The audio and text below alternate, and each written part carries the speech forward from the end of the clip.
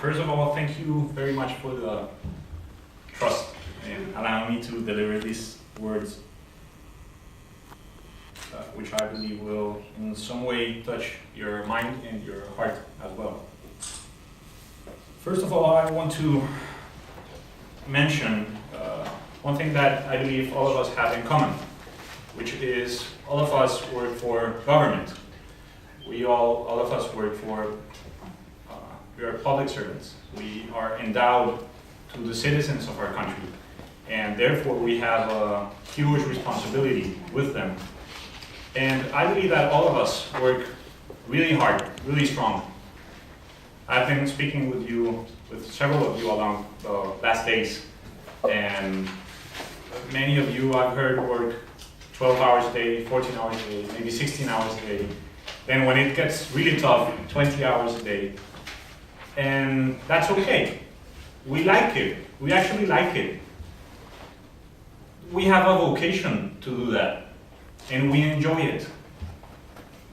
There are several hardships around being in public office.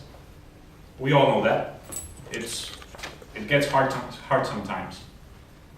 Sometimes we go back late to our families. Maybe Uktam goes back and wants to see his children, and maybe they're already asleep. And then when he goes up, they're still asleep. And then it gets really hard sometimes. But the question is if it's worth it. And everyone has a different answer for this kind of questions.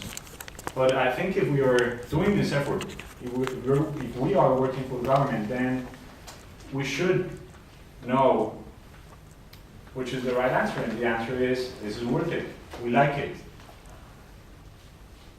We're endowed for people. And public office in many countries is sometimes not viewed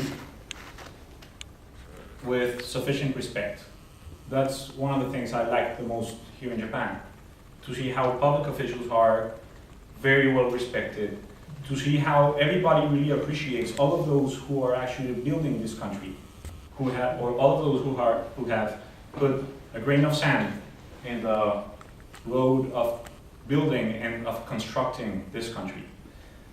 I think that is something that we have to learn. We have to be proud of who we are, of what we do, and I think we should always have the spirit high, be transmitting that sense of idea, of honor, of respect for our work to others, and make of public office something really to be proud of. It's been incredible to meet all of you. I really think that you're some of the brightest persons I've ever met. I think that's why you came here, and I really learned a lot from you. And I think each of you learned a lot from all the others. So I think this is a huge experience. Has been a beautiful experience, and I think we really need to thank JICA for that.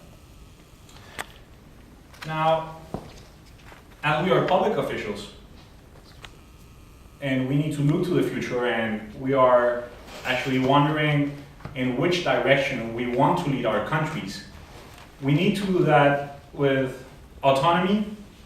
We need to do that really thinking in what's the best thing to do for our peoples.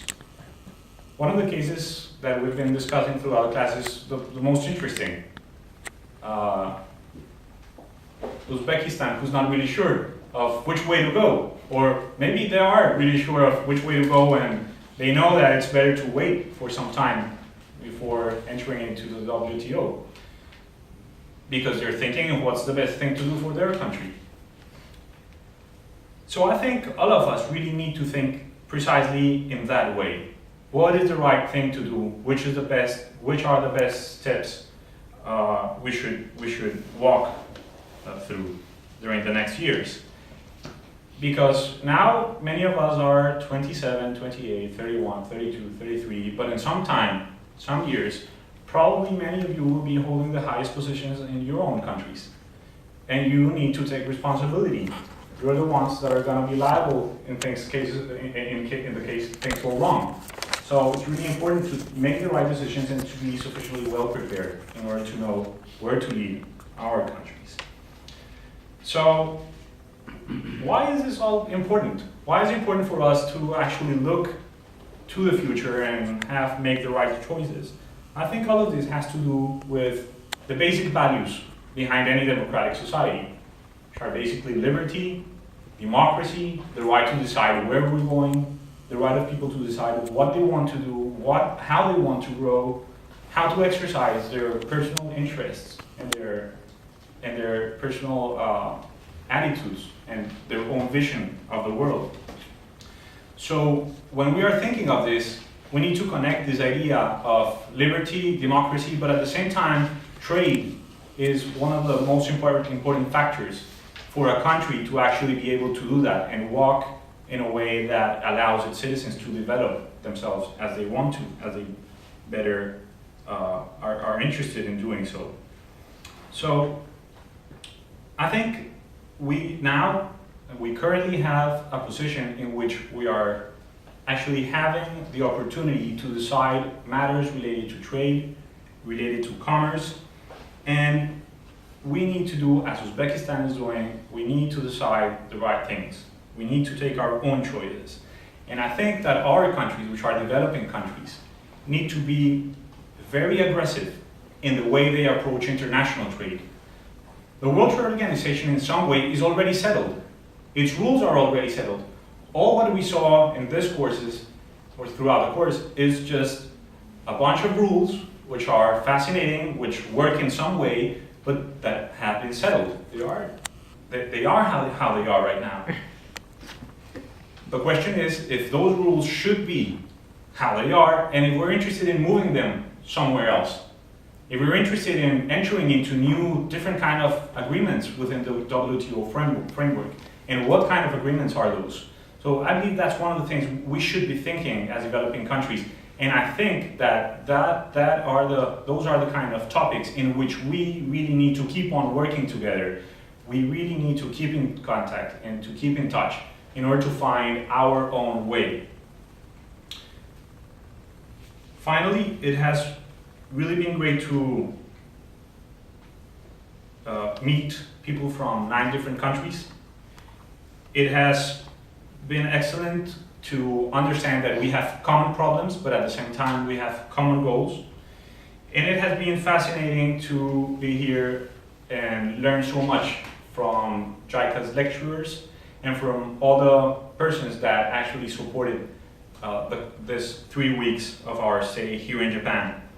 Finally, I am, on behalf of my classmates, thank JICA for its great effort. We really appreciate it. We think you're doing a great job. We think this is very important for our countries, and we really look forward to maintaining this friendship that you have offered us, and now we are endowed to you, and we will be forever. So thank you very much. Thank you.